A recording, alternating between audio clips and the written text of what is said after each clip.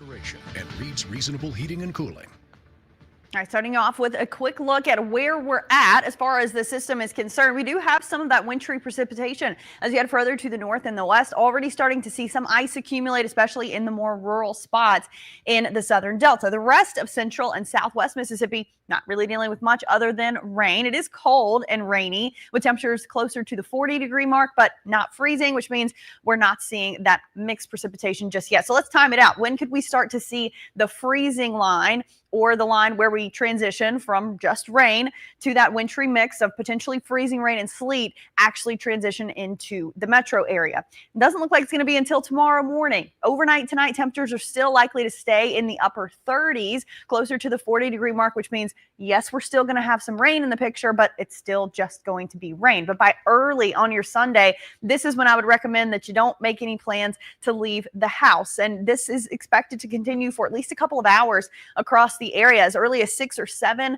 here in the metro. Now it's going to continue through the overnight hours as you head further to the north and west. You will have significant impacts from this potential ice. But the good news here is that by lunchtime on Sunday, we're actually seeing the precipitation clear out. Now, the also good news is that most of the icy potential looks like it's going to lie along and north of Interstate 20. Potentially, there will be some limited impacts as you head further to the south, especially where there's leftover puddling on the roads and we drop down below freezing through the overnight hours. So our icing impacts are looking something like this. The further south and east you go, still not looking at very much as far as impacts, but roads and power lines likely to be impacted as you head further to the north and west.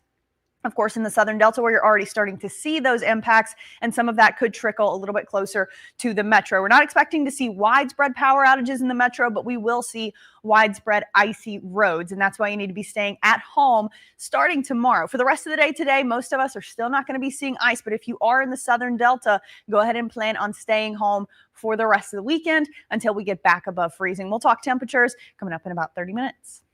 First Alert Weather is on the air with winter storm updates every half hour. Coverage sponsored by Recon Restoration and Reed's Reasonable Heating and Cooling.